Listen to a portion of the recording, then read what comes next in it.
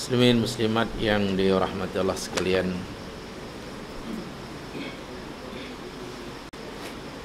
kita masih ingin bicarakan menyambung apa yang kita bincangkan minggu lepas, yakni berkaitan dengan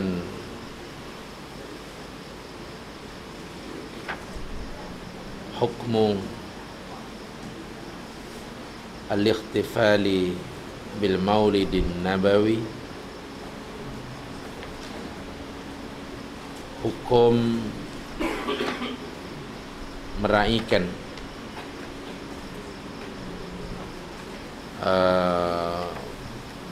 atau peringatan maulid Nabi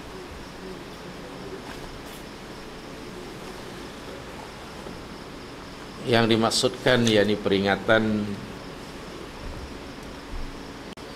sempena hari kelahirannya pada 12 Rabiul Awalnya,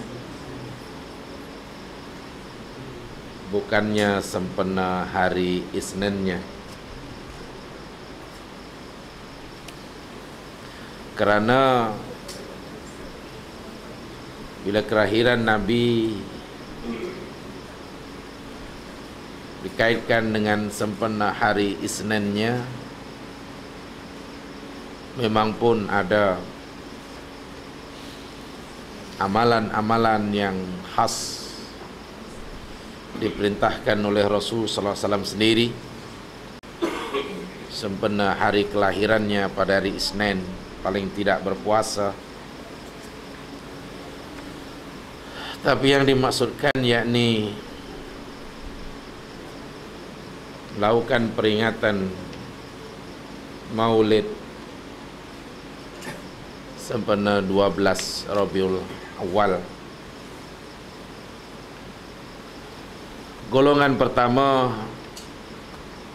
yakni yang membenarkan adanya peringatan ini,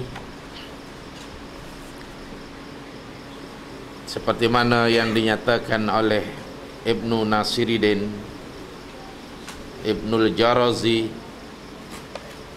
Ibnu Hajar Al-Asqalani, dan juga Imam As-Suyuti.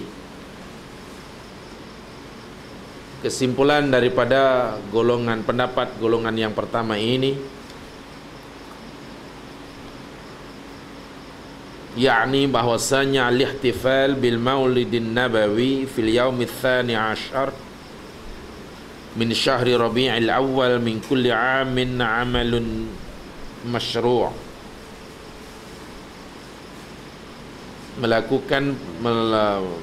Mengadakan perayaan sempena hari kelahiran Nabi sallallahu alaihi wasallam pada 12 Rabiul Awal bagi tiap-tiap tahun merupakan amalan yang digalakkan. Begitu kesimpulan daripada pendapat firqah yang pertama. Pendapat firqah yang kedua yakni menidakkan akan keharusannya, melarang tanpa syarat. Walaupun yang pertama yakni membenarkan bersyarat, golongan kedua ini melarang mengadakan peringatan Maulid Nabawi tanpa syarat.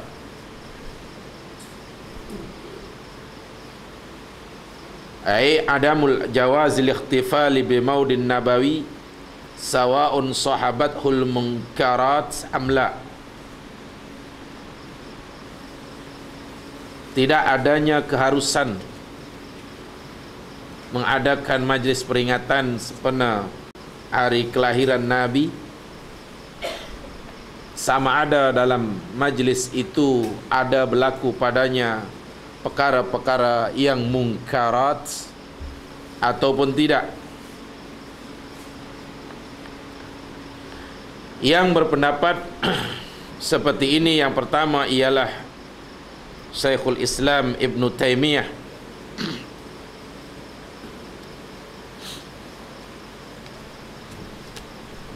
beliau menyatakan ma yuhdisuhu ba'dun nasi min ittikhadi maulidin nabi sallallahu alaihi wasallam 'idan imma mudahatan lin nasara fi milad Isa alaihi salam wa imma mahabbatan lin nabi sallallahu alaihi wasallam wa ta'dhiman bid'atun li'anna hadha lam yaf'alhu as-salaf li'anna hadha lam yaf'alhu as-salaf ma'a qiyamil muqtadalah wa 'adamil mani minhu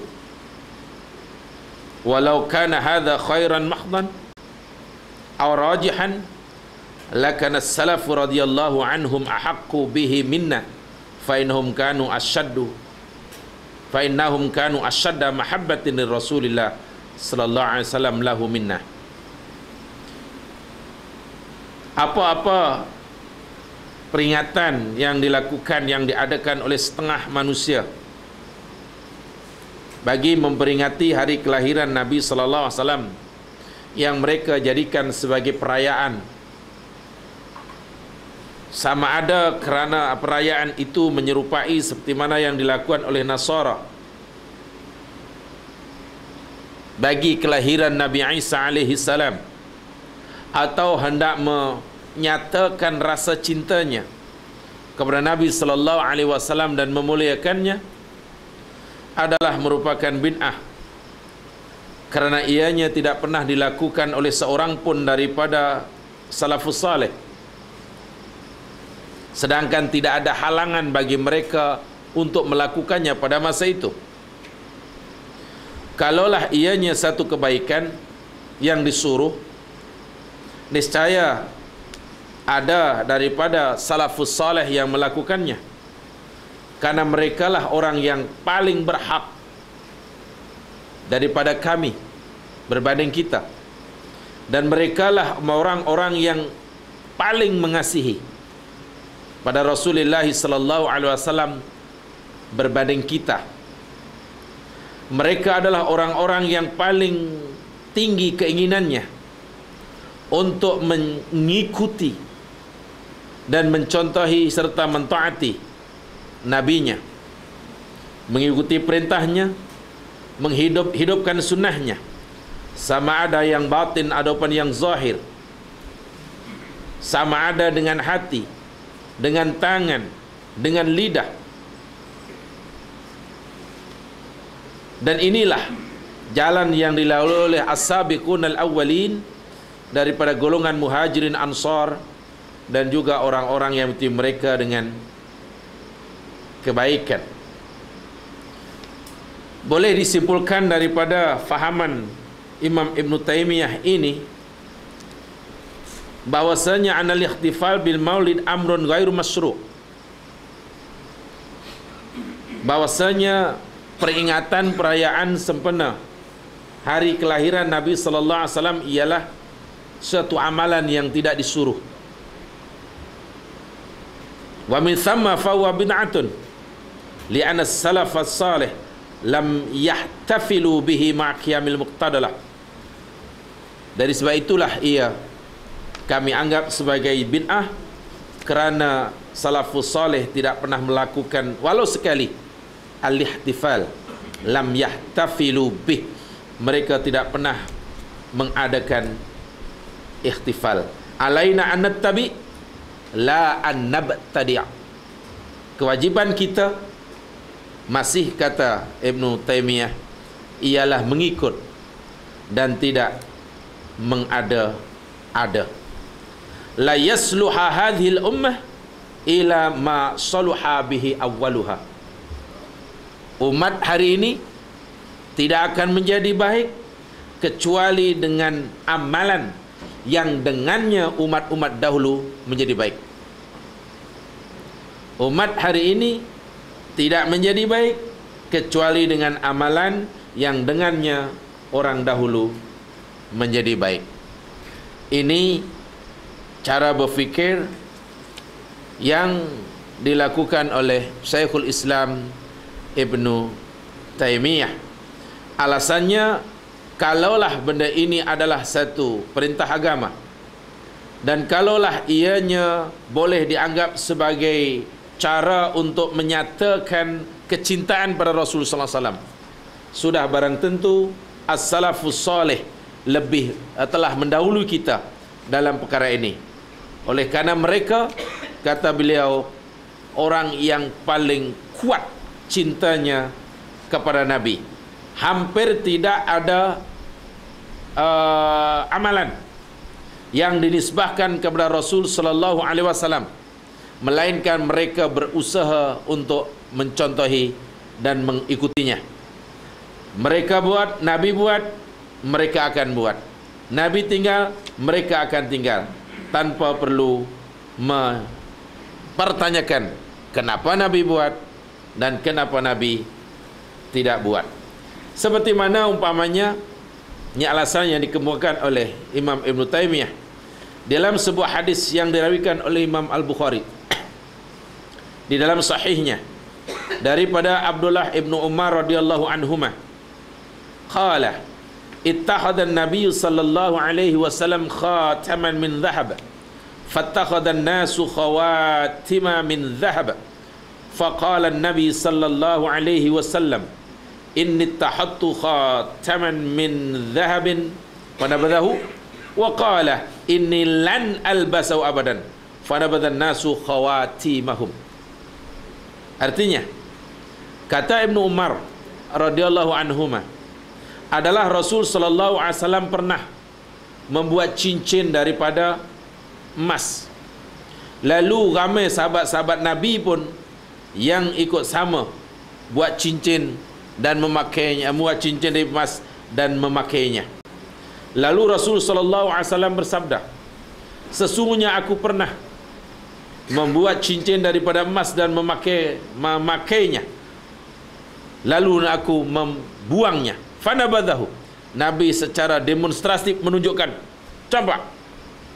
Waqala, seraya itu Nabi berkata, sesungguhnya aku tidak akan memakainya selama-lamanya. Inni lan albasahu abadan, sesungguhnya aku tidak akan memakainya selama-lamanya. Lalu orang-orang pun, sahabat-sahabat pun mencampakkan cincin-cincin mereka tanpa bertanya terlebih dahulu, kenapa ya Rasul engkau melakukannya? Sikap salafus salih inilah yang dijadikan alasan oleh Imam Ibn Taimiyah menunjukkan betapa cintanya dan sayang mereka pada Rasul. Saya katakan tadi, tidak ada perbuatan yang dinisbahkan kepada Rasul melainkan mereka berusaha bersungguh-sungguh untuk melakukannya. Jangankan yang wajib, yang sunnah, bila mereka mengetahui ianya dinisbahkan kepada Rasul, pasti tidak seorang pun, pasti ada daripada mereka yang akan mengikutinya, yang akan mengikutinya dan melakukannya. Artinya, tidak ada satu perbuatan yang sunnah, apatah kali yang wajib, yang dinisbahkan pada Rasulullah SAW, melainkan sahabat sentiasa mengikutinya, walaupun tanpa perlu terlebih dahulu untuk mengetahui kenapa Nabi melakukannya atau kenapa Nabi meninggalkannya. Itu cara berfikir Imam Ibn Taimiyah. Yang kedua, ulama kedua yang berpendapat bahawa tidak dibenarkan melakukan ikhtifal, peringatan Maulid Nabawi, yakni Ibnul Hajj. Ibnul Hajj atau nama sebenarnya yakni Muhammad bin Abdullah bin Muhammad Al-Mabdari, yang lebih terkenal dengan Ibnul Hajj, yang meninggal pada tahun 641 Hijriah. Beliau menyatakan setelah panjang lebar membuat ulasan, lalu kemudian beliau menyimpulkan, yakni wa hadhihi al-mafasid murakkabatun ala fi'lil maulidi idza amila bis-sima' fa in khala minhu amila ta'aman faqat wa nawa bihi al-maulid wada'ila ikhwan salama man kana mutaqaddamah dzakara fadilatun bi nafsi niyyatihi faqat id anna dzalika ziyadatun fid din wa laysa min amalis salafil madiyyin wa idma'is salaf aula bal aujaba min an yazida min mukhalafati makanu alaih. Bahwasanya mengadakan perayaan Maulid sebenar kelahiran Nabi sallallahu alaihi wasallam pada 12 Rabiul Awal, walaupun ada ianya sepi, tidak ada apa-apa mungkar, ia hanya membuat makanan sahaja. Makan-makanlah, buat makanan, masak banyak-banyak. Kemudian dengan niat buat makan banyak-banyak tadi, niatnya yakni Maulid, untuk mengadakan perayaan peringatan sebenar kelahiran Rasulullah sallallahu alaihi wasallam dan menjemput kawan-kawan untuk makan bersama, kan? Dan memberi salam bagi setiap yang datang. Ya tentunya lah fahuwa bin'atun binafsi niyatihi faqat.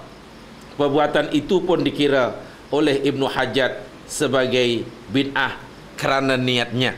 Niatnya yakni melakukan peringatan Maulid, jadi melakukan ibadah sempena hari kelahirannya. Bukan buat makan jamu uang yang tak boleh. Bukan menjamu orang tu yang tidak boleh. Yakni menjamu orang kemudian diniatkan ini sempena hari ini. Yakni hari ini hari istimewa dan kami lakukan majlis ini karena kami yakin bila kami lakukan hari ini tentu mempunyai fadilat-fadilat yang tertentu yang kami tidak akan perolehi jika kami lakukan semalam ataupun esok. Karena kamu kena tahu hari ini adalah 12 Rabiul Awal. Jadi kalau itu nawaitu dia, Ibnul Hajj Muhammad bin Abdullah bin Muhammad Al-Mabdari menyatakan itu adalah perbuatan bid'ah yang tidak pernah dilakukan oleh salafus saleh. Itu fahaman beliau.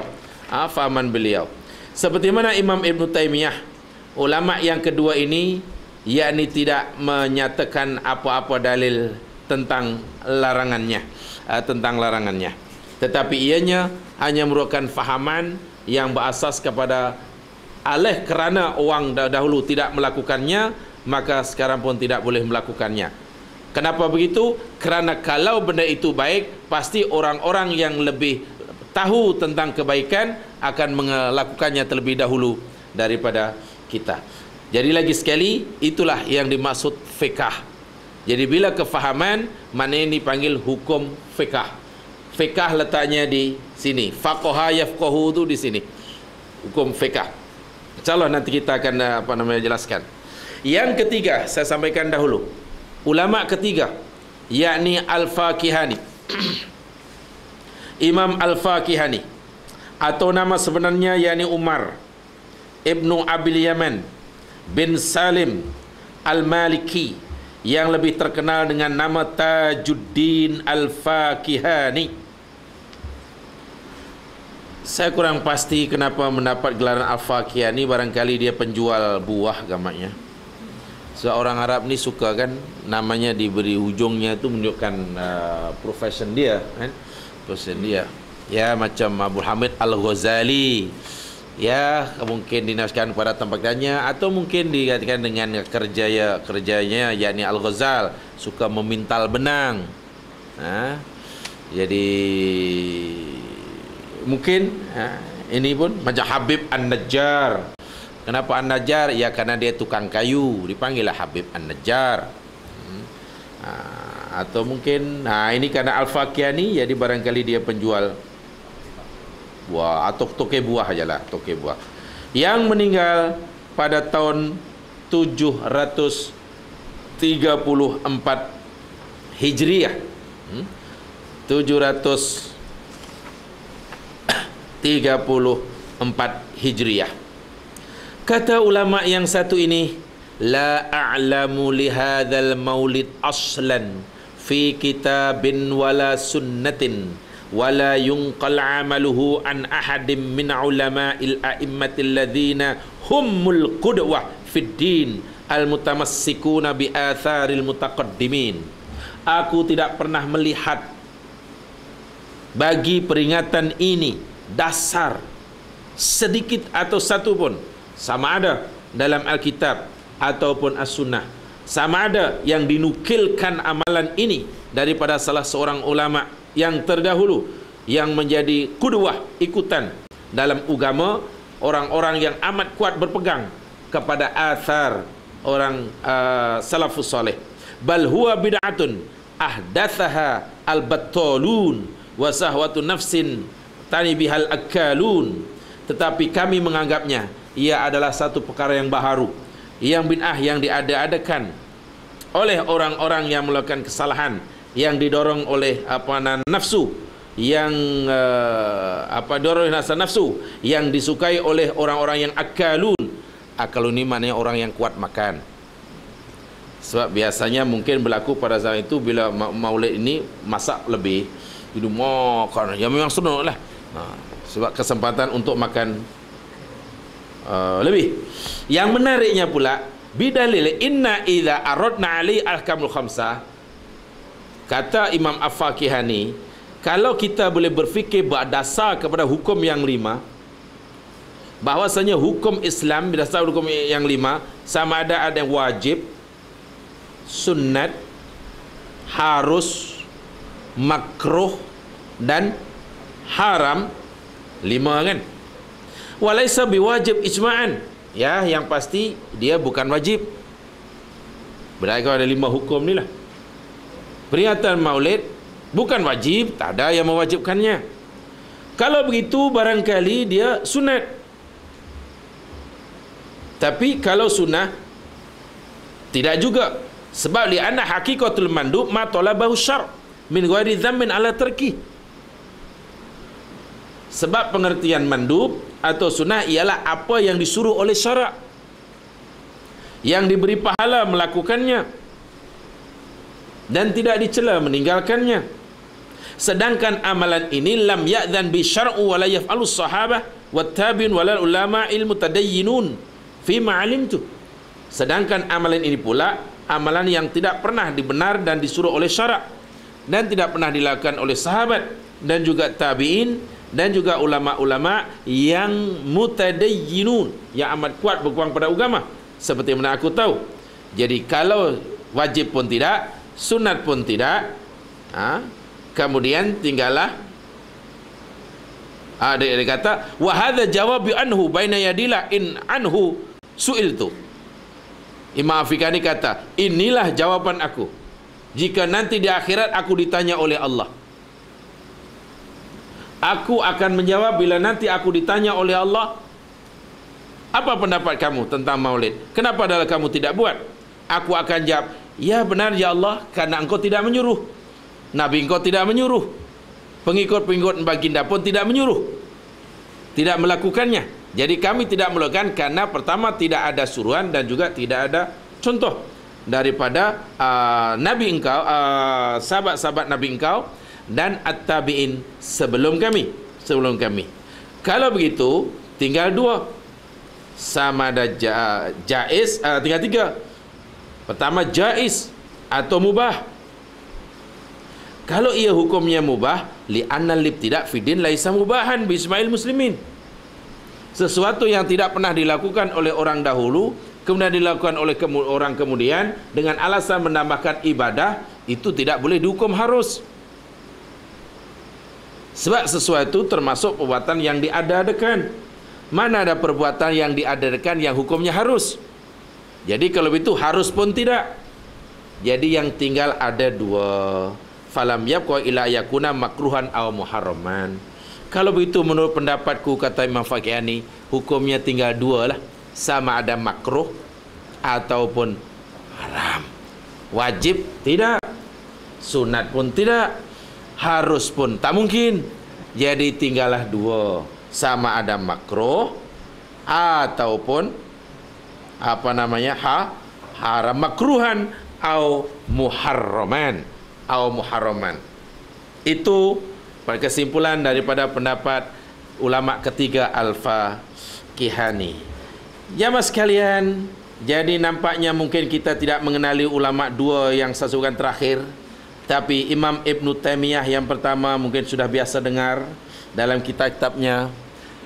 Golongan pertama mungkin kita kurang kenal siapa Ibnu Nasiruddin, tetapi ya kita telah biasa mengenali siapa mereka Ibnu Hajar Al-Asqalani dan juga Jalaluddin As-Suyuti.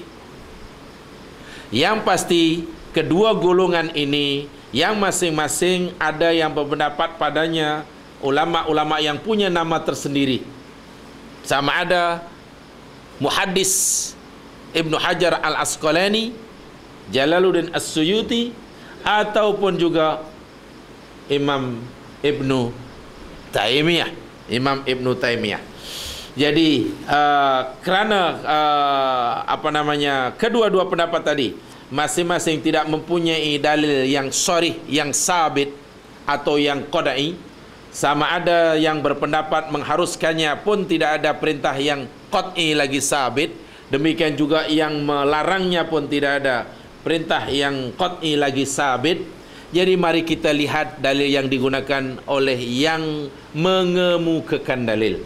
Sebab pendapat yang kedua tadi tidak mengemukakan satu pun dalil ataupun alasan, tapi benar-benar ini dipanggil sebagai fiqh.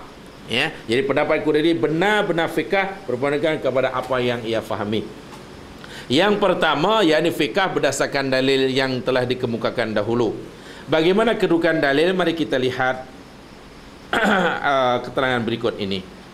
Ya mas sekalian, bahwasanya pendapat pertama, golongan pertama yang berpendapat mengharuskan ikhtifal Maulid Nabawi yang kita jelaskan minggu lepas, yakni sama ada yang pertama Ibnu Nasiruddin atau Ibnu Al-Jarazi, pendapatnya yakni berasas kepada hadis atau riwayat, yakni bi anna Aba Lahabin qad ru'ya fin naum wa akhbaru bi annahu yukhaffafu anhu al-'adzab fi kulli yaumil itsnin jazaan itaqati Thuwaibah indama basyarathu bimiladil Mustafa sallallahu alaihi wasallam wa sururu bidzalik.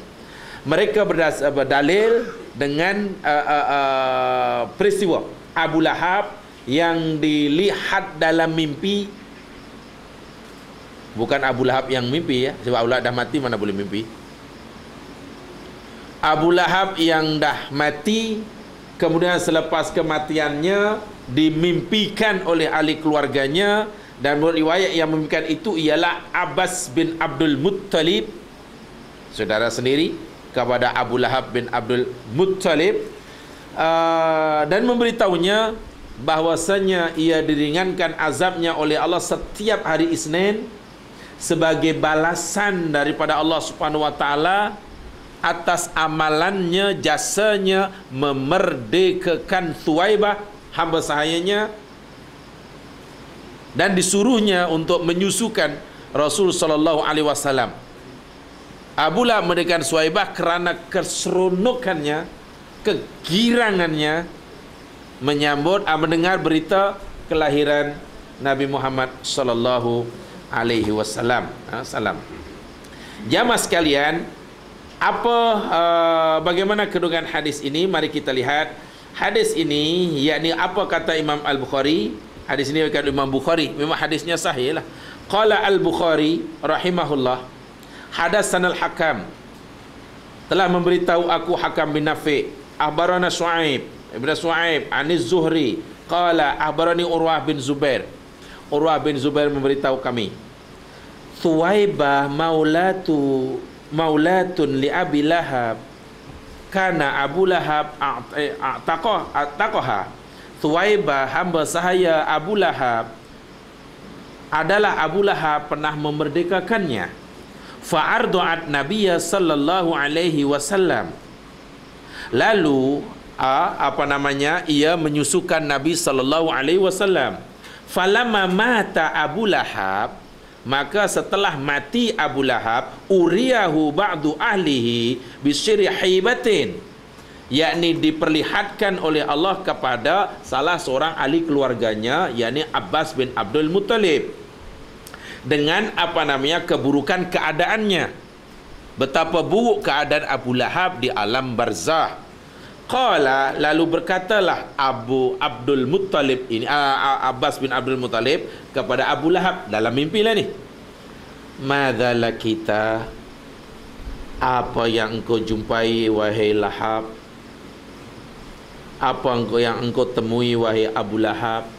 Qala Abu Lahab, lam alqa ba'dakum ghaira anni sukiyat fi hadhihi bi'ataqi Thuwaibah. Aku tidak menemukan apa-apa selepas kamu. Hanya saja aku diberi minuman, sedikit minuman, yakni fi hadhihi, dengan sebab ni. Minuman yang diberikan kepada aku ialah orang yang kafir takkan dapat minuman di alam barzah, sedangkan mereka mesti disiksa, ya. Aku diberi minuman ini bi'ataqi Thuwaibah, dengan sebab aku memerdekakan Thuwaibah dahulu, hambaku, karena aku seronok menyambut kelahiran anak saudaraku. Hadis ini jamaah sekalian, yakni dalam kitab Imam Bukhari, yakni Kitabun Nikah, bab wa ummatakum la yarda'nakum. Saya pernah lihat hadis ini dan memang ada di sana. Itulah hadis ini yang dijadikan alasan oleh kedua imam yang pertama, sama ada Ibnu Nasiruddin ataupun Ibnu Al-Jarazi.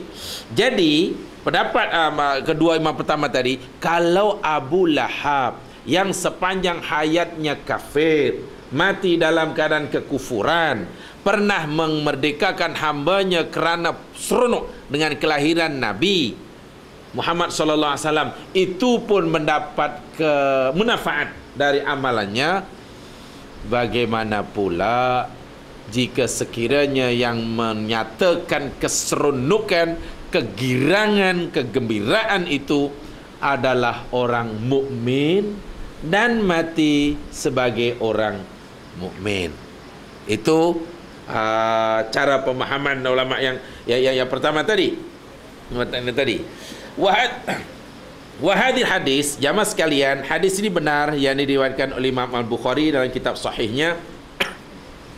Tetapi seperti mana hadis-hadis yang lain dalam kitab Al-Bukhari yang telah diketahui sebagian hadis, yakni fihi maqal, ia tidak terlepas daripada pembicaraan di kalangan ulama hadis sendiri, sama ada dari segi matannya, sama dari segi sirahnya, ataupun lain sebagainya dan lain sebagainya.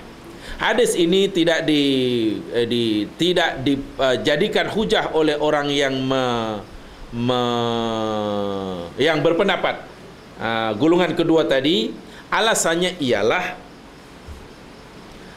hadzal hadis lam yaslam an maqalin la min nahiyatis sanad wala min nahiyatil matan.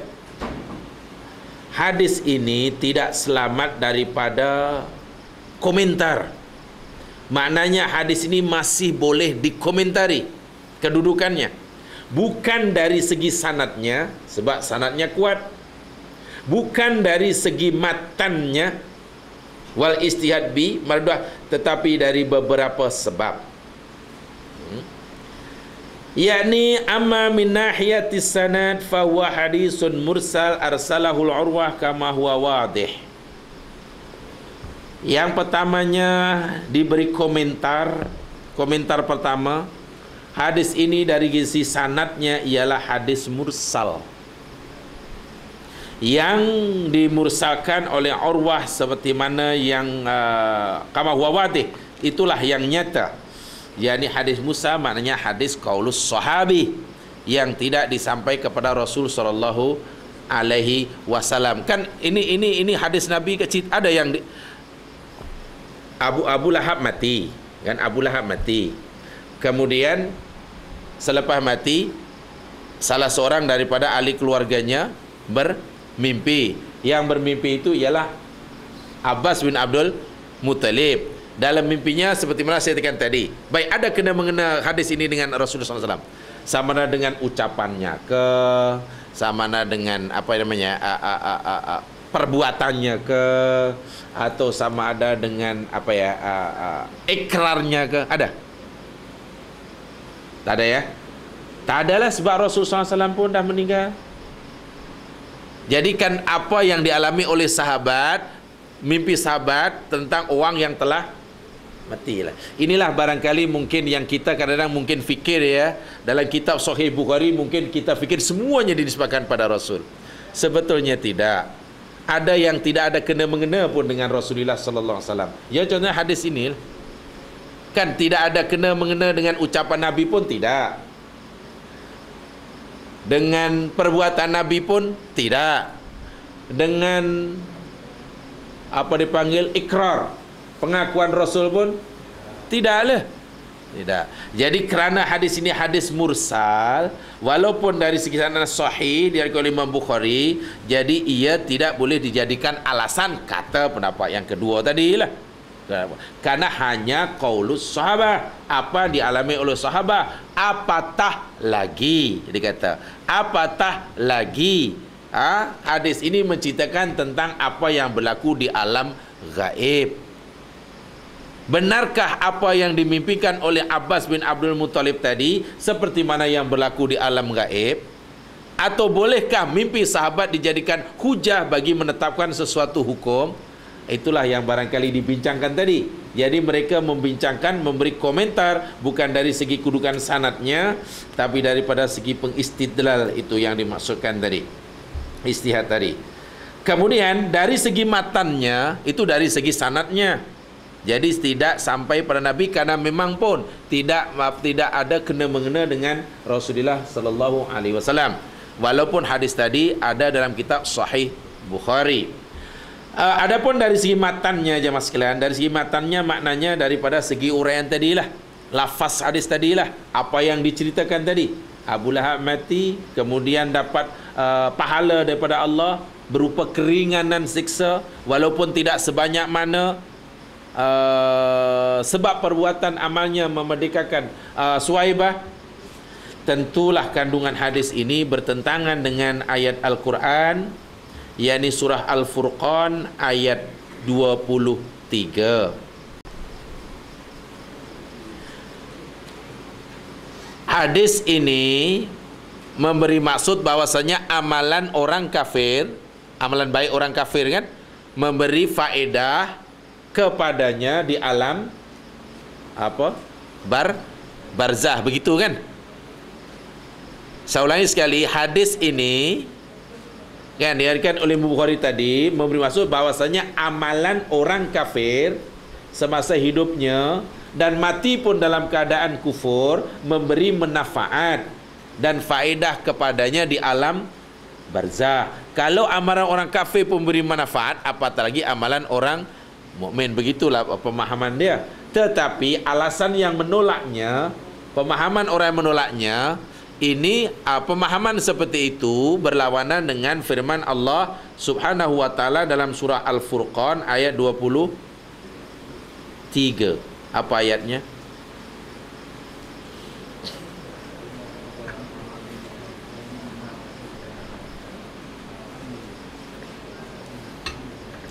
Waqad, apa tu? Wa qadimna ila ma amilu min amalin faj'alnahu haba'an manthura. Dan kami akan menghadap, kata Allah, kepada amalan yang mereka lakukan di dunia. Allah akan menghadap kepada amalan-amalan orang kafir yang pernah dilakukannya di dunia. Selepas Allah hadapi amalan itu, apa yang Allah lakukan terhadap amalan orang kafir?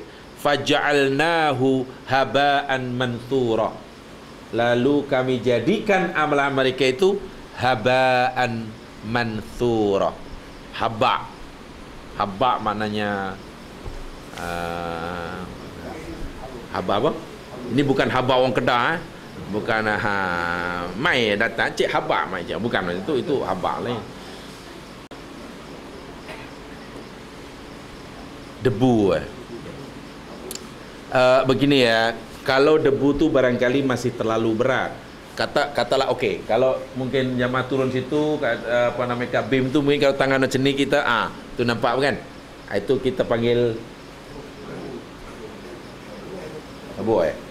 debu itu barangkali terlalu berat. Habak sebenarnya lebih ringan daripada itu. Contoh, ialah rumah jamaah sekalian, rumah kita cantik-cantiklah sebab ada bumbung, ada atap, ada segalanya.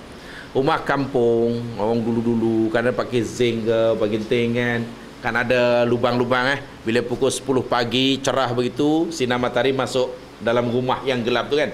Bila sinar matahari masuk dalam rumah yang cerah, nanti laluan sinar tu kan nampak macam berterbangan tu kan. Itu dipanggil haba. Jadi mana lebih ringan daripada yang lekat ini. Yang melekat tu maknanya berat lah, karena beratnya ya tu. Tapi kalau kena sentiasa ni, ini pun ada ni sebenarnya ni. Hanya kita alhamdulillah ditakdirkan oleh Allah penglihatan kita terhad. Kalau penglihatan kita tak terhad, mungkin kita malah susah hidup ya. Mungkinlah wahai kalau mungkin diteropong lah masuk. Yang masuk pun tak tahulah berapa banyak lah. Dan masuknya pula bukan nampak kecil kalau diteropong Mungkin dia sekarang nampak abuk tu macam macam lipan besar-besar. Itu habak lah. Mansuran yang ayat ini memberi maksud bahwasanya amalan-amalan orang kafir yang dilakukannya di dunia, di akhirat oleh Allah Subhanahu wa taala bermula daripada alam barzah, tidak ada sikit pun yang memberi manfaat buat mereka. Allah katakan, aku jadikan amalan itu haba'an manthura. Jadi kata apa golongan yang kedua tadi, jadi amatan hadis tadi bertentangan dengan hadis ini. Sedangkan salah satu syarat hadis ataupun qaulus sahabi, hadis mursalah yang boleh dijadikan hujah ialah kandungan dia, maknanya, matannya tidak bertentangan dengan Al-Quran. Kalau sebab makna hadis tadi, amalan Abu Lahab berfaedah baginya. Ayat ini pula tak ada pun yang ayat tadi tak ada kan kata kami hadapi amalan orang kafir lalu kami jadikan amalan mereka itu habu yang berterbangan, kecuali amalan Abu Lahab. Tak ada kan pengecualian dia. Jadi kerana tak ada pengecualian lah akhirnya dianggap hadis ini bercanggah dari segi matannya dengan ayat Al-Quran. Dari segi sanadnya pula, sekarang tadi sanadnya hanya sampai pada sahabat, kerana yang cerita tadi tidak apa namanya marfu kepada Rasul pun tidak, sama ada dari segi qauli, fi'li ataupun takriri Itu satu. Kemudian ini yang menariknya, ditambah lagi ulasannya. Yang menariknya begini. Wa akhiran fa inna mithla hadzal nasu ma fadis hati ma tasru adam waradil Qur'anil Karim. Sekarang gila diandaikan, dia kata. Sekarang kita andaikan bahwa hadis ini sah kerana ia tidak bertentangan dengan Al-Quran. Kita andaikan begitu. Sah. Maknanya memahami ianya bertentangan dengan Al-Quran tidak begitu tepat. Kita semestinya memahaminya ia tidak bertentangan. Pamannya lah. Kerana apa? Telah sabit tentang kisah Abi Talib. Jadi bapa saudara Rasulullah SAW sendiri yang mendapat keringanan azab dalam neraka, sedangkan kufur, sedangkan kufur. Yakni katakanlah hadis ini tidak bertentangan dengan ayat Quran, jadi memahami bertentangan adalah tidak tepat. Katalah apa dia kata? La yufidu hukman syar'iyan. Hadis ini pun masih juga tidak boleh dijadikan dasar syarak. Sebabnya li'annahu tasfirun li yu'ya manamiyatin ra'aha kafir. Kerana hadis ini menceritakan tentang mimpi yang dialami oleh orang kafir. Dan orang kafir itu ialah Al-Abbas ibnu Abdul Talib. Jadi ketika Abbas ibnul Muttalib mimpi, masa itu dia masih kafir. Kemudian dan dia pun tidak memeluk agama Islam selepas mimpi itu. Hanya saja ia menceritakannya setelah beliau memeluk agama Islam. Kita kena ingat ya, benar Abbas bin Abdul Muttalib zaman sekarang dalam peperangan Badar pun Abbas kan ditawan oleh Rasul. Di antara 70 orang kafir yang ditawan oleh Rasulullah dalam peperangan Badar, salah seorang daripada 70 orang itu ialah Abbas bin Abdul Muttalib, ayah kepada Abdullah bin Abbas. Anaknya yang bernama Abdullah yang lebih tinggi lagi Ibnu Abbas, yakni diambil oleh Rasul sebagai anak angkat lah ya, bukan anak angkat lah, bela apa tu namanya dia? Bela apa tu? Rasul SAW membela Ibnu Abbas tu, nama bela apa tu? Apa bahasa Melayu? Sepupu. Sepupu lah. Sebab Rasulullah bin Abdullah kan? Bin Abdul Muttalib. Lepas itu Abdullah tadi, Abdullah bin Abbas bin Abdul, ayalah sepupu lah. Jadi Ibnu Abbas dibela oleh Rasul daripada kecil. Ayahnya bernama Abbas, dia tidak Islam. Hatta ketika perang Badar pun sempat ditawan oleh Rasul. Bahkan Rasul meletakkan harga yang lebih mahal daripada orang-orang kafir yang lain untuk menebus dirinya. Jadi mimpi ini jauh sebelum Ibnu Abbas Abbas bin Abdul Muttalib memeluk agama Islam. Jadi soalnya, bolehkah mimpi orang kafir dijadikan apa dipanggil dasar atau hujah untuk menetapkan sesuatu hukum? Itu jika sekiranya hadis tadi dianggap tidak bertentangan dengan surah Al-Furqan ayat 23. Itu diandaikan begitulah alasannya. Kalaupun diandaikan tidak bertentangan pun belum boleh dijadikan hujah oleh sebab ianya adalah mimpi orang kafir. Katalah umpamanya George Bush lah mimpi. Mimpi bahwasanya Ariel Sharon ketika ditampau malaikat bagi tahu, sesungguhnya aku disuruh oleh Allah tampau kamu Ariel Sharon sebanyak 100 kali. Tapi oleh kerana katakanlah dahulu kamu pernah timbul rasa kasihan sedikit bagi minuman kepada anak Palestin, jadi Allah suruh kurangi sekali saja. Jadi tinggal 9. Katalah Bush cerita begitu selepas Sharon Nikojul umpamanya lah. Bush pun terus bermaharaja lebih kuranglah setahun sebelum kekojulannya. Katalah Bush ini memeluk agama Islam. Setelah jadi orang Islam pula cerita, tuan-tuan saudaraku sesama Muslim, aku pernah bermimpi tentang kawan karibku Ariel Sharon. Dalam mimpiku aku melihat dia amat kasihan karena mati sebagai musuh Tuhan. Malaikat tanpa dia mestinya 100 kali, tapi dikurangi sekali. Aku tanya dia pasal apa. Dia kata sebabnya dia pernah memberilah secawan di segelas air sejuk kepada orang anak Palestin. Inilah yang kes ayat ini, hadis ini macam itulah. Jadi apa yang pernah dimimpikan oleh orang kafir semasa kufurnya kemudian diceritakan semasa Muslim. Jadi ini tentulah ini kerja ahli hadis ya.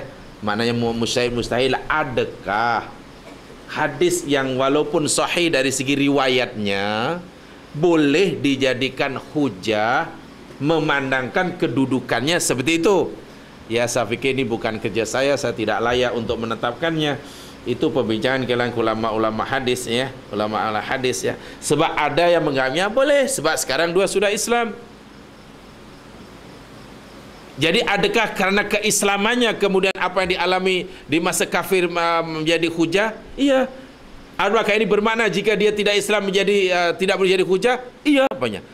Bukankah mimpi itu tetap mimpi sama ada dia masuk Islam atau tidak? Katakanlah karena dia masuk Islam maka mimpinya boleh dijadikan hujah umpamanya. Kalau dia tidak masuk Islam, mimpinya dianggap mimpi karut umpamanya. Soalnya apa kesan kepada mimpi yang dialami tadi? Kan kedugaan mimpi tadi, mimpi tetap mimpi kan, mimpinya tidak bertambah, tidak bertukar kan. Kalau masuk Islam mimpinya jadi bertukar kan, tidak kan, sebab telah berlaku kan. Jadi itulah yang perbincang, yang diperbincangkan di kalangan mereka ini, Kemudian tentang dalil yang diberikan oleh Al-Hafiz Ibn Hajar Al-Asqalani. Al-Hafiz Ibn Hajar Al-Asqalani pun termasuk yang membenarkan adanya ihtifal Maulid Nabawi. Dalilnya ialah puasa hari Asyura kan? Hari Asyura yang ada dalam kitab Al-Bukhari. Al-Bukhari yang dikenyapkan oleh Imam Ibn Hajar Al-Asqalani. Beliau adalah orang yang paling faham tentang Sahih Bukhari, karena Ibn Hajar Al-Asqalani seperti mana sedia maklum ialah pensarah tunggal bagi kitab Sahih Al-Bukhari. Kemudian diberi nama Fathul Bari itu, Fathul Bari. Tentang alasan ini jamaah sekalian, yakni di sini ada perbincangan atau maksudnya ada komentar. Ada komentar. Istidlaluhum bil hadis al-muta'alliq bi siyami yaumi Asyura ala jalis al-ihfal miulid yasan ala dhalik li'illatin husuli ni'mah fihima famardud. Berdalil atau berhujah dengan hadis yang ada berkaitan dengan puasa 10 Muharram, dengan keharusan mengadakan perayaan sempena kelahiran Nabi. Karena dikiaskan kan, kalau orang Yahudi boleh puasa dan Nabi pun puasa juga sempena 10 Muharram. Karena diberitakan oleh Yahudi tadi Muharram, yakni hari di mana Allah menyelamatkan Nabi Musa AS dan menghancurkan Fir'aun dan tenteranya. Jadi kemudian dikiaskan tentang boleh dan harusnya menyatakan kesyukuran sempena 12 Rabiul Awal, karena 12 Rabiul Awal yakni di kelahiran Nabi Muhammad sallallahu alaihi wasallam. Famardudun, maka cara berkias seperti itu adalah tertolak.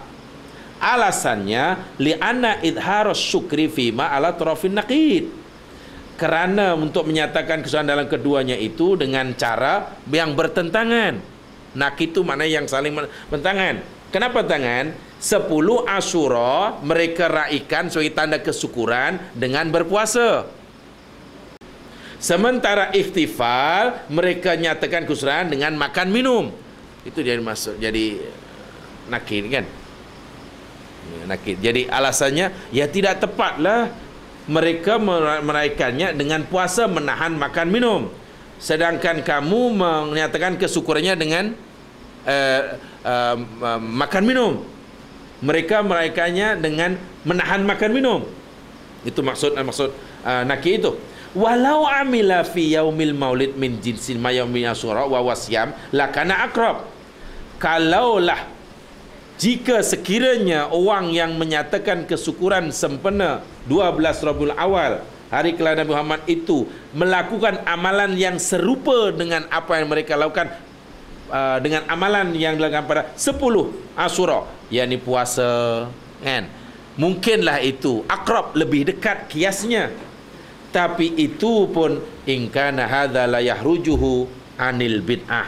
Kalau melakukannya dengan puasa pun masih belum membolehkan, mengeluarkannya daripada dihukum bid'ah.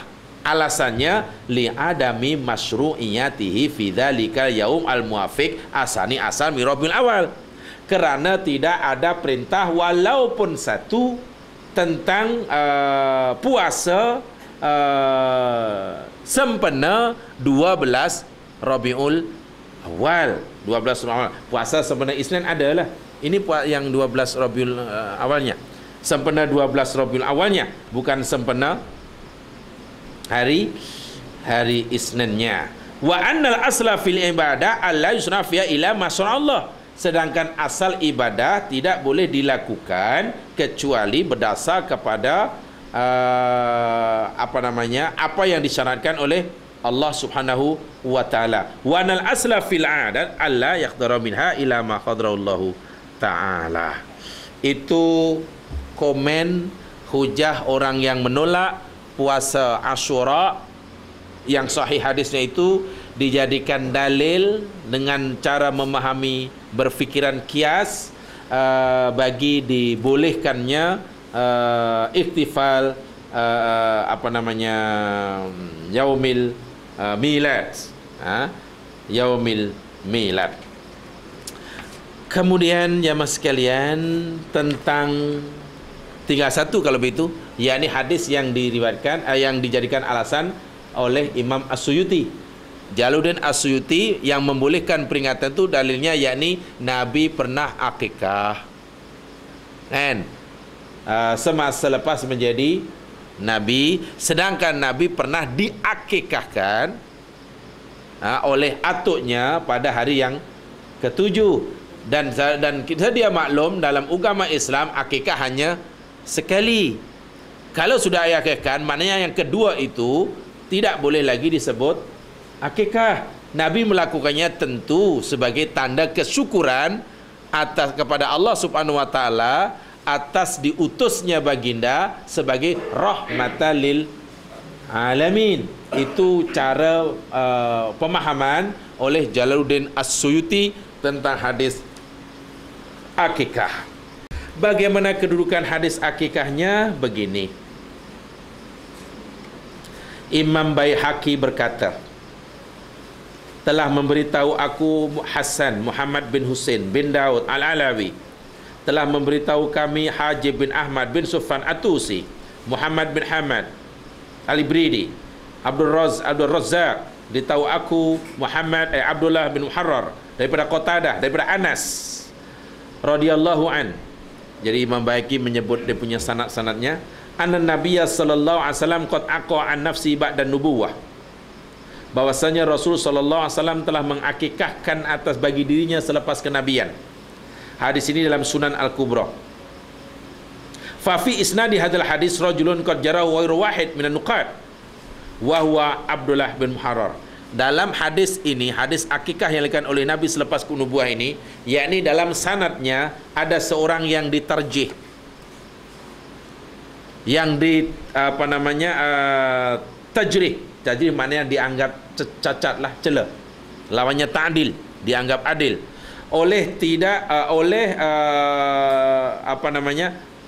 Tidak seorang daripada pentajrih, mujarrih. Orang yang dimaksudkan, yang dalam sanad ada cacat celanya tadi, orang yang punya cacat cela tadi, yang dianggap tidak adil itu, ialah bernama Abdullah ibnu Muharrar.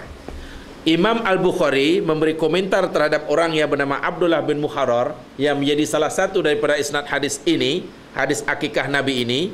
Apa kata Imam Bukhari? Muhammad ibn Muharrar an Qatadah matrukul hadis wa huna an Qatadah.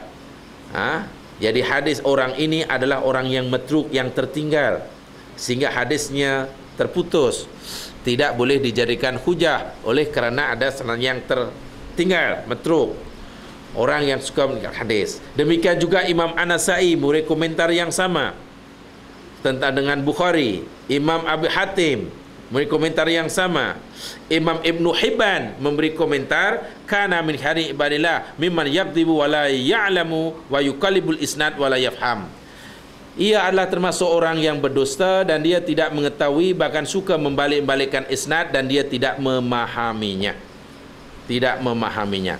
Inama taraku Abdullah bin Harar li ajli hadzal hadis. Jadi mereka akhirnya meninggalkan atau tidak menganggap, tidak menjadikan hadis ini sebagai hadis yang kuat untuk dijadikan alasan, Kesimpulannya, golongan pertama mengharuskan dengan hadis-hadisnya, tetapi hadis-hadisnya tidak diterima oleh golongan kedua. Golongan kedua menafikan keharusannya, tetapi tidak menunjukkan larangannya, dalil larangannya. Hanya saja golongan kedua ini bersikeras menganggap ianya perbuatan yang tidak diharuskan dengan alasan yang pertamanya ia adalah perkara yang baharu yang tidak pernah wujud pada zaman salafus saleh atau minimum tidak pernah wujud pada 3 kurun yang pertama yang dianggap sebagai kurun yang terbaik. Itu alasan yang pertama.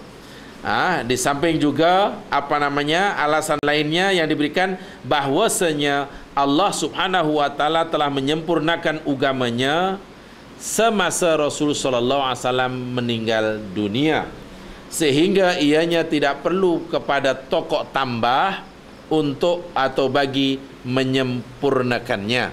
Allah tidak akan mewafatkan Nabi kekasihnya ini sebelum Allah menyempurnakan agamanya. Atau dengan kata lain, semasa Allah mewafatkan Nabinya, Islam yang dibawa oleh Rasul telah sempurna. Jadi lagi sekali, kalau kita lihatlah cara mereka berfikir ulama-ulama yang berbeza pendapat, yang punya nama besar masing-masing dalam bidangnya ini, jamaah sekalian, yakni benar-benar kita ambil kesimpulan perbezaan mereka ini benar-benar hanya dalam masalah pemahaman, atau di dalam bahasa Arab dipanggil al-fiqhiyah. Jadi bukanlah kepada masalah-masalah yang dipanggil qat'iyah ataupun usul. Ya, saya nak bagi contohlah umpamanya.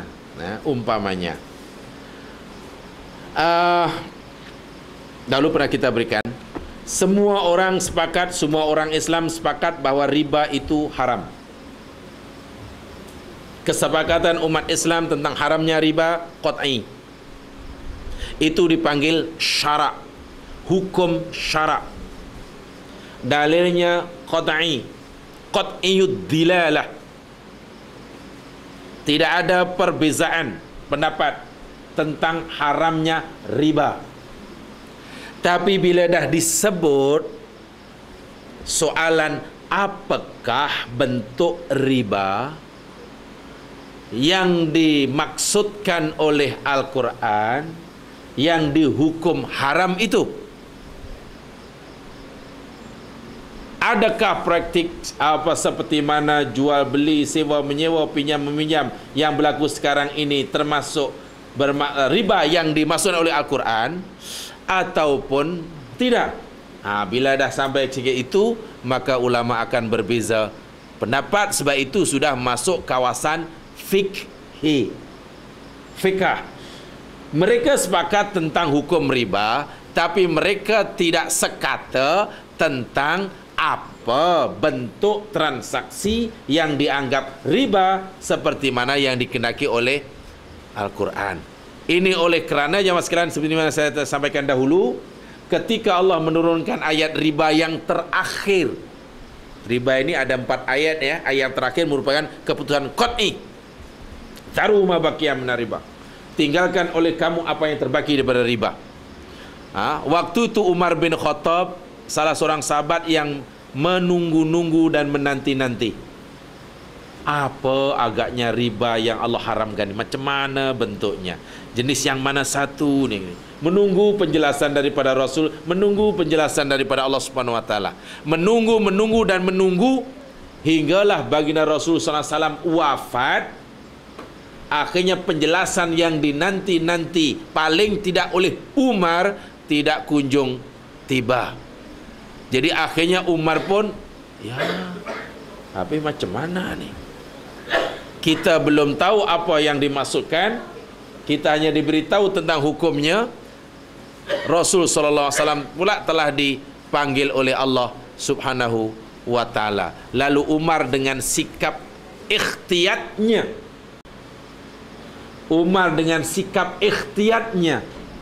walaupun Umar tidak memaksa orang lain mengikutinya, karena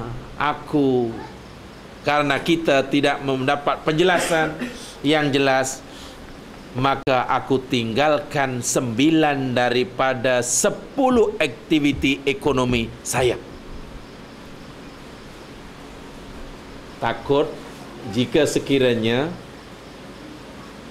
kegiatan ekonomi yang dia lakukan selama ini termasuk riba yang diharamkan oleh Allah Subhanahu wa ta'ala. Tapi ingat, itu adalah bentuk sikap ikhtiyat, berhati-hati yang dilakukan oleh Umar ibnu Khattab. Jadi masalahnya, saya katakan tadi, bezakan antara mana yang syar'i, hukum syarak, mana yang hukum fiqh.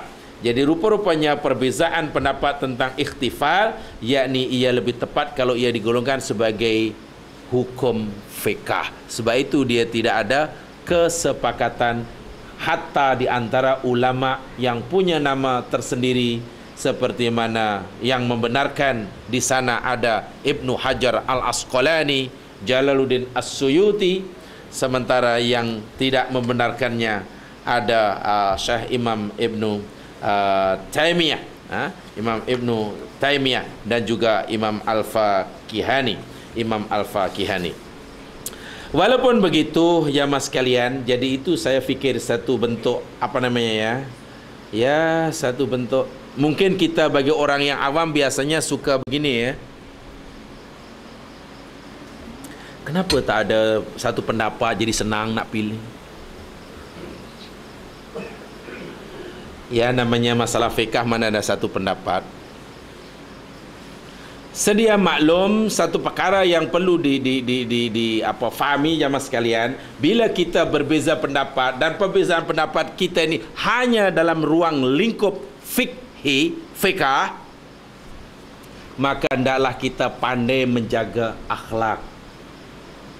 Sehingga ada orang yang berpendapat, walaupun mungkin pendapat ini tidaklah disetujui, namanya saya pendapat, dalam keadaan perbezaan pendapat fiqhiyah, maka akhlak hendaklah lebih diutamakan daripada pendapat fiqh tadi. Ya, sebagai contoh, ketika Imam Asy-Syafi'i rahimahullah yang memfatwakan bahawa sembahyang subuh itu sunat membaca kunut, dan jika tidak sujud sahwi, walaupun jika tidak kunut dan tidak sujud sahwi pun tidaklah batal. Semasa Imam Syafi'i ziarah ke Iraq dan kemudian ziarah ke kawasan, ke masjid, yang tak jauh daripada masjid itu ditanam tanah perkuburan Imam Abu Hanifah.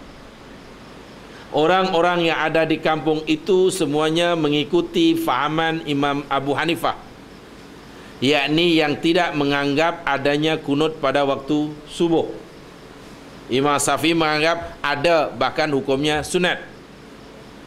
Imam Syafi'i oleh kerana dianggap orang yang alim oleh orang kampung itu, walaupun orang kampung itu tidak mengikuti pendapatnya, disuruhnya lah ulama yang alim ini jadi imam. Setelah jadi imam subuh, beliau pun tidak membaca kunut. Selepas Imam Syafi'i tidak baca kunut, malah jamaahnya pula yang terkejut. Sedangkan mereka setiap hari memang tidak kunut pun. Jadi tanya, adakah tuan tadi terlupa? Atau tuan sebenarnya sudah meninggalkan fatwa tuan?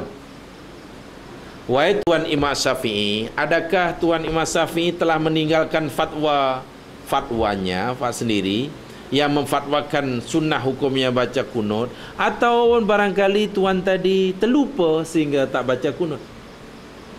Spontan Imam Syafi'i mengatakan, saya tidak meninggalkan fatwa saya dan saya pun tidak terlupa. Lagi terkejut.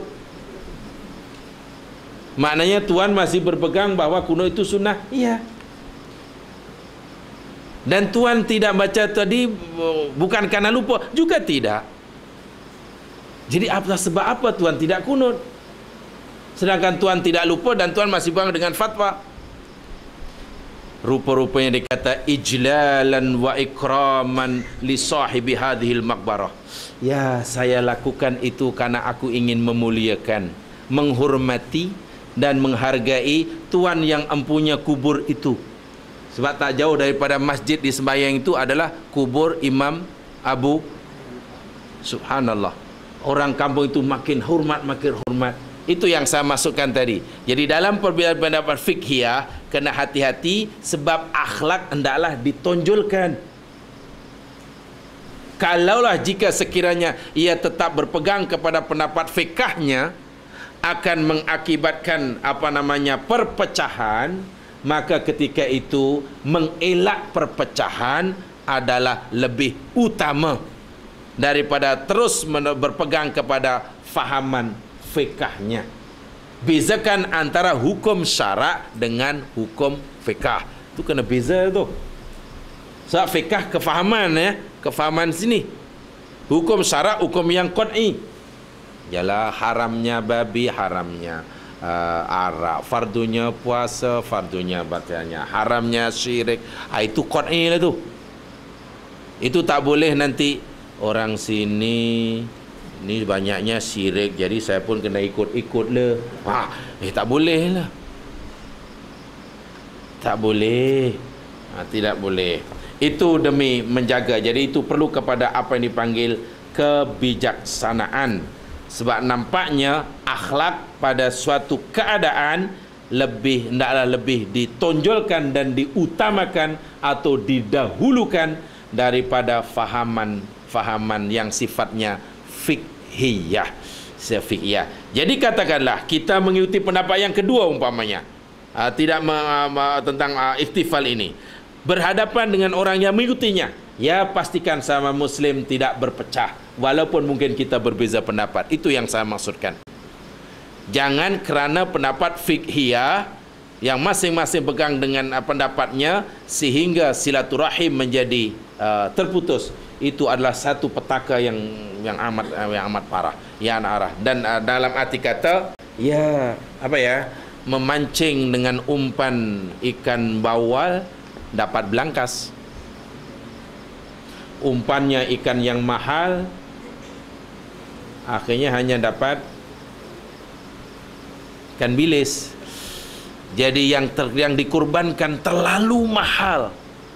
Yang dikurban yakni ukhuwah Islamiyah itu terlalu mahal. Sedangkan ianya hanya untuk mempertahankan fahaman fiqhiyah. Jadi itu kena bijaksana, bijaksana. Ya seperti mana dalam ayat ini, bagaimana hubungan antara ulama-ulama yang berbeza pendapat ini, walaupun mereka berbeza pendapat begitu ketara, tetapi kita tidak pernah mendengar sedikit pun katalah Imam Ibnu Hajar Al-Asqalani, seorang muhadis yang terkenal ini, kemudian menfitnah Ibnu Taimiyah umpamanya. Kita tidak pernah mendengar seperti itu. Atau Imam Syafi'i katalah fitnah Imam Malik umpamanya. Atau sebaliknya antara mereka. Jadi di sini lebih bijak kalau kita mengambil pegangan seperti mana yang dilakukan oleh pegangan salafus saleh dahulu, yakni dipanggil pegangan sikap taswib. Saya pernah nyatakan dahulu, taswib bukan tahti. Taswib maknanya begini. Kalau katakanlah saya mengikuti pendapat yang pertama umpamanya, lalu saya ditanya, saya akan jawab, menurut saya pendapat saya ini adalah benar, saya yakin benar, tapi mungkin salah. Hanya saja saya belum tahu di mana silap-silapnya. Dan saya tahu pendapat awak adalah salah, tapi mungkin benar. Hanya saja saya belum tahu di mana kebenarannya. Itu dipanggil taswib. Dan itu sikap orang-orang dahulu, sehingga walaupun mereka berbeza pendapat, mereka tetap harmoni dalam hubungan. Orangnya dipanggil musawwibun. Orang-orang ini sebenarnya musawwibun. Pendapatku benar tapi mungkin salah. Pendapat kamu salah tapi mungkin benar. Jangan kita mengambil sikap takhti. Takhti itu macam mana? Pendapatku benar, pendapat selain aku salah. Kalau saya kata begitu, orang yang berbeza dengan saya pun kata begitu, pendapat aku benar, pendapat selain aku salah. Sikap itu dipanggil sikap takhti, orangnya dipanggil mukhattiin. Itulah biasanya yang menjadi punca perpecahan. Bukan karena pendapatnya yang berbeza, tapi sikap orang yang berpendapat. Kalau dia lebih suka mengambil sikap takhti, memanglah akan renggan hubungan dan kita rugi. Tapi kalaulah mengambil sikap taswib, ya insya-Allah tidak menjadi masalah. Untuk lebih jelasnya, jamaah boleh rujuk keterangan saya tentang nama Allah Al-Fattahu. InsyaAllah dapat jawapan yang lebih jelas di sana. Rujuk keterangan saya, rujuk semula keterangan saya tentang nama Allah Al-Fattah, yang maha memberi kata putus. InsyaAllah di sana jawapannya cukup jelas. Saya berikan contoh ayat Al-Quran dalam surah Saba. Kalau saya tidak salah ingat, InsyaAllah di sana ada. Begitulah yang mustahak sekali, yang mustahak sekali. Jadi bukan masalah perbezaan pendapatnya, kita hendaklah bijaksana mengambil sikap, menentukan sikap ketika kita berbeza pendapat dengan orang lain. Walaupun tentunya tidak dilarang kita meyakini pendapat kita benar, karena memang begitu. Orang yang tak yakin dengan pendapatnya benar, buat apa dia lakukannya? Orang yang melakukan amalan tentu yakin yang dilakukan adalah benar. Itu sudah semestinya. Itu sudah semestinya. Bahkan sebaliknya, kalau berlaku sebaliknya malah tak betul. Dia buat tapi dia yakin yang dibuat salah. Oh, itu orang lagi. Kenapa awak yakin yang awak buat tu? Saya sebenarnya tak yakin yang saya buat ni betul. Saya ingat salah. Habis kenapa terus buat? Tak tahulah. Itu lagi waktu. Itulah jamaah sekalian yang mampu saya sampaikan. Yang seperti mana saya katakan dahulu, minggu lepas saya coba bersikap adil untuk menyampaikannya, kedua-dua pendapat ini. Ini alasan masing-masing. Paling tidak kita dapat mengetahui bagaimana cara berfikir ulama-ulama, khususnya dalam masalah fikhiyah. Lagi sekali masalah fikhi, bukan Quran. Buat ni. Sebab itulah satu bentuk kelapangan yang diberikan oleh Islam bagi mereka yang mampu berfikir. Jadi seperti itu tentunya tidak harus menjadi masalah bagi orang yang mempunyai cara berfikir yang betul, Jadi mudah-mudahan keterangan yang tidak seberapa ini akan menambah pengetahuan yang dah sedia ada. Hanya saja pesanan saya itu tadi untuk diri saya sendiri, sebenarnya bukan perbezaan itu yang mustahak bagi saya sebenarnya, yakni sikap apa yang kita ambil bila kita berbeza pendapat. Itu saya lebih minat kepada sikap apa yang kita ambil bila kita berbeza pendapat, sama ada sikap taswib ataupun takhti. Ini yang perlu sangat diambil kira, perlu sangat diambil kira supaya kita tidak terjebak kepada pertelingkahan ataupun pergeseran, sehingga silaturahim sesama muslim yang mestinya terjalin akrab menjadi renggang. Itu hendaklah kita elakkan dengan bersungguh-sungguh, usaha untuk coba kita elakkan. Ya ma yang dirahmati Allah sekalian, yang benar daripada Allah jua, yang silap daripada kelemahan diri sendiri, mudah-mudahan Allah sentiasa membimbing kita ke jalan yang diridhoinya. Mudah-mudahan Allah sentiasa mengampuni kesalahan yang kekurangan yang kita ada pada ini. Kita duduk dengan bacaan tasbih kafarah. Subhanakallahumma bihamdika asyhadu an la ilaha illa anta astaghfiruka la syarika lak. Astaghfiruka wa atubu ilaik. A'udzubillahi minasyaitonir rajim. Wal 'ashr innal insana lafi khusr. Alladziina aamanu wa 'amilus shalihaati tawassaw bil haqq tawassaw bis sabr. Assalamualaikum warahmatullahi wabarakatuh.